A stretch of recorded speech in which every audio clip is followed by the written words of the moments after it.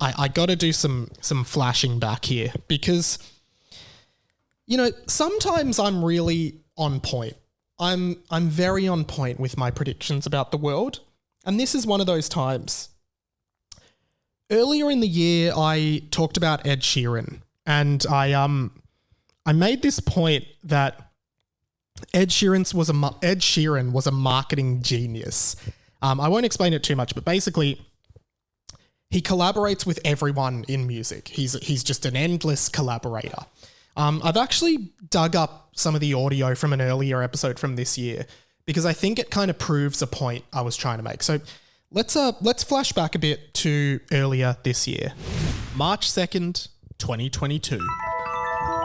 Ed Sheeran is a genius, a strategic, meticulous, scheming genius, and we didn't even realize it. He's been doing it under our nose for years, and he's been building to it, calling, as I said, BTS within 5 years. Who else do I think he'll collaborate with? Kid Laroi, big possibility.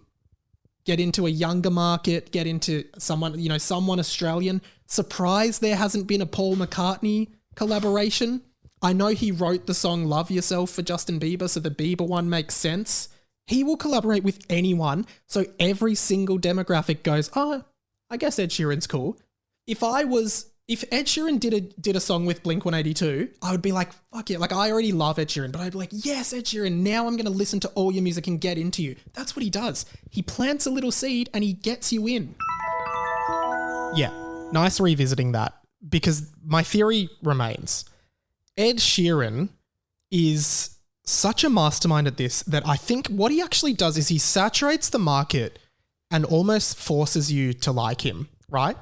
Because I think there are a lot of people who would think that Ed Sheeran is really overexposed and annoying, particularly like people into more indie or sophisticated music, not poppy music. I really like Ed Sheeran's music, but what he does is he collaborates with all these really big artists that have really devoted fan bases.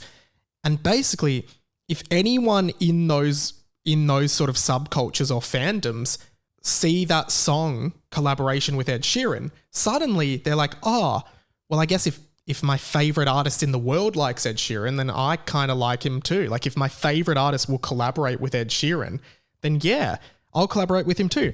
Examples. Ed Sheeran has collaborated with Eminem and 50 Cent. Give me a song with Eminem and 50 Cent in the club. He has collaborated with Justin Bieber. 'Cause I don't care. He has collaborated with Chance the Rapper. You cross her, you cross me. My best example of what I'm saying, and I think I did it in the last episode, is the song Perfect, the beautiful song. You look perfect tonight, right? Ed Sheeran, he doesn't even, here's what he did. Release that as a single, just Ed Sheeran. Then releases a follow-up single, the same song, featuring Beyonce. Baby, get all those Beyonce listeners in. Then, and here's the greatest stroke of genius with him, the next two. Releases the single again with Italian opera singer Andrea Bocelli.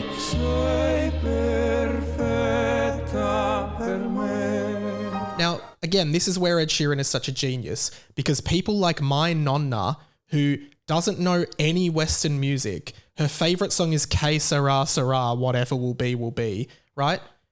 She hears this song and suddenly she loves Ed Sheeran, and this is one of the most beautiful songs she's ever heard, and she loves it, right? My 88-year-old nonna, who knows no Western music, now knows Ed Sheeran because he collaborated with Andrea Bocelli. And of course, the next one, which is when his song Bad Habits hit pop single, he did a remix collaboration with post-hardcore band Bring Me the Horizon.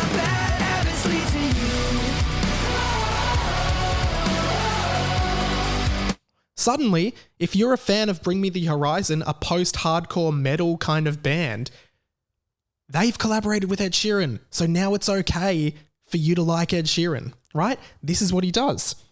Now, here is the next step. In that little flashback clip I posted, I said that Ed Sheeran would probably collaborate with BTS. Now, admittedly, he hasn't, but that was me saying Ed Sheeran will collaborate with like the biggest boy band in the world with an enormous international fan base and a huge population of people, young people who love that band, right? For the same reasons. Now, admittedly, he hasn't. Coldplay did, but Ed Sheeran hasn't done that. He's actually gone one better. Ed Sheeran has collaborated with Pokemon. You make me feel like my troubled heart is a million miles away. I'll say it again. Ed Sheeran has collaborated on a single with Pokemon. Why is this a big deal? Why does this prove my point? This is more genius than BTS because Pokemon is the most profitable and biggest multimedia franchise on planet Earth. That's not an oversell. It literally is. Go and look it up. It's the most profitable and biggest media franchise in the world. So Ed Sheeran, he's collaborated with Eminem. He's collaborated with 50 Cent. He's collaborated with Chance the Rapper.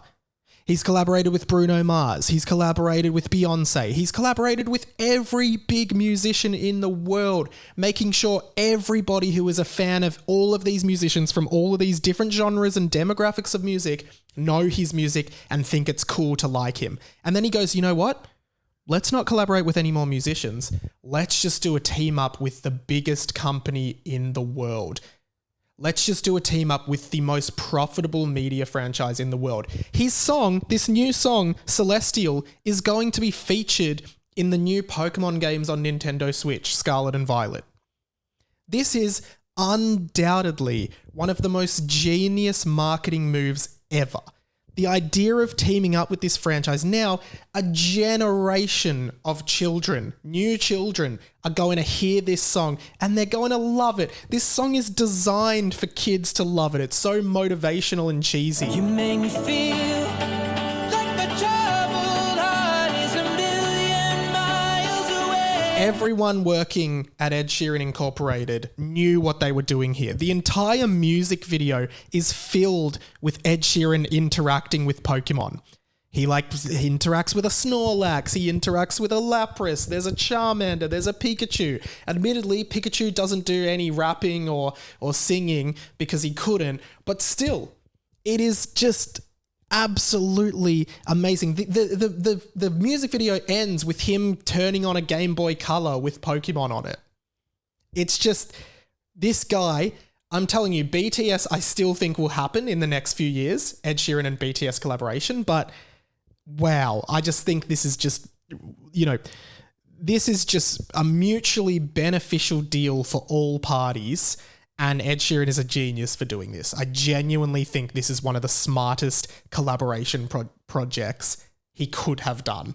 Amazing work by Ed. Stand by you, mate.